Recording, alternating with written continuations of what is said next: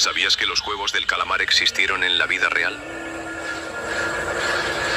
Pero la historia fue mucho más oscura y triste que cualquier película. Hoy en Crímenes Imperfectos, Brother House, la casa del calamar. Prepárate para adentrarte en un misterio real donde nada es lo que parece y cada secreto tiene un precio.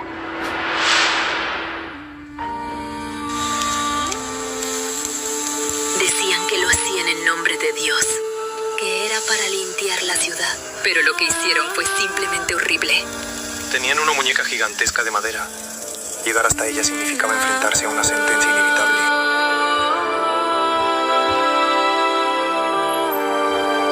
En 1986, mientras Corea del Sur se preparaba para los Juegos Olímpicos y trataba de mostrar al mundo una imagen de orden y modernidad, un descubrimiento hecho a orillas del río Nakdong expuso una verdad que el gobierno llevaba más de una década ocultando. Un pescador encontró el cuerpo de un joven, vestido con un uniforme oscuro tipo buzo, marcado con un número casi borrado. Ese uniforme no era militar, no era escolar. Pertenecía a un lugar que muchos describían como la institución más temida del país, Brothers Home. Un internado que oficialmente se presentaba como un centro de bienestar, pero que en realidad funcionaba como un sistema clandestino de castigos, trabajos forzados y juegos violentos en los que miles de personas fueron retenidas ilegalmente. Era la madrugada cuando el pescador Kim Hyun-soo vio algo flotando en el agua. Al acercarse, notó la tela oscura del uniforme y supo al instante que aquello no era un accidente.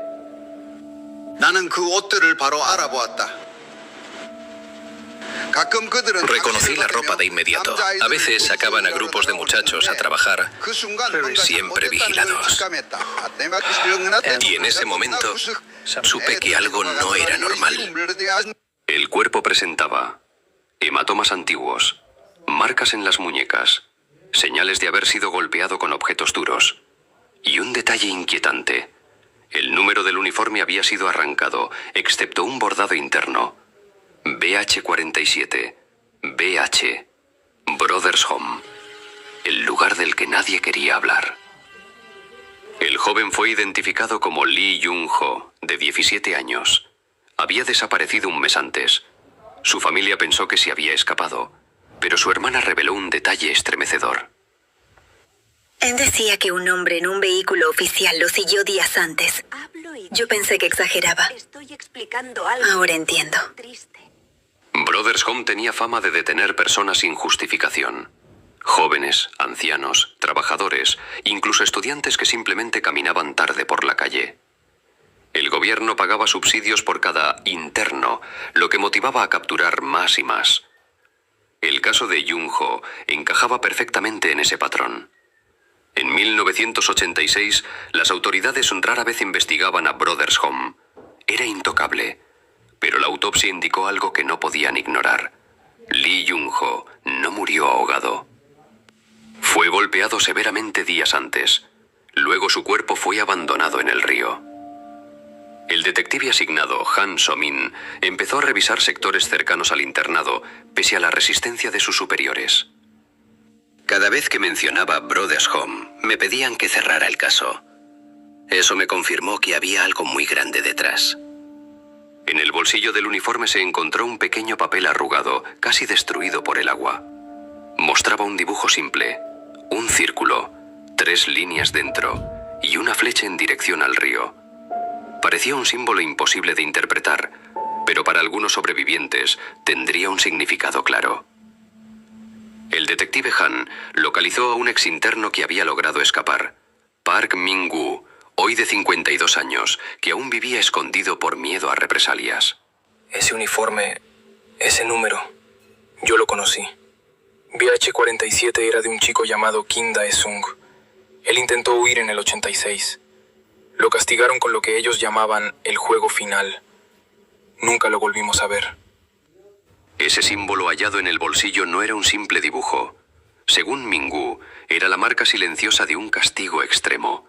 Una señal que anunciaba que alguien había sido elegido para un juego que imitaba rigurosas rutinas militares. Todo esto, supuestamente para corregir conductas como adicciones o comportamientos fuera de control. Brothers Home, presentado como un centro de rehabilitación, en realidad llevaba a los internos al límite físico y mental. Muchos no soportaban la presión. Los pocos que lograban salir solían repetir la misma frase.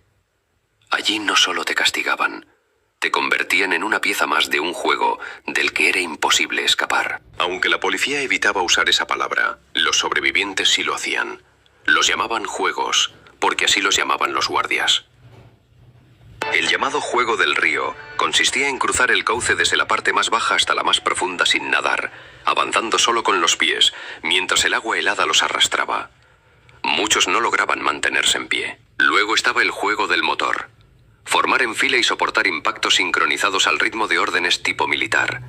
Quien perdía el equilibrio, repetía, una y otra vez. El juego de Hiroshima, colgar boca abajo por horas. Todo justificado como disciplina o rehabilitación. Brothers Home llegó a tener más de 3.000 internos, con apenas un 10% de personas realmente sin hogar. El resto había sido capturado. Cuando el detective Han revisó los registros oficiales de Brothers Home, encontró una lista con cientos de nombres, pero muchos tachados o con números alterados. BH-47 aparecía como trasladado, pero no había fecha ni firma de salida. Park Min-woo confirmó algo aterrador.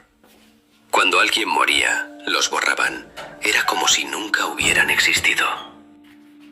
Shu-wang y yo vimos cómo borraban los números. Los raspaban, los cambiaban, los reemplazaban como sin nada. Los dejaban sin identidad. Como si esas personas nunca hubieran existido.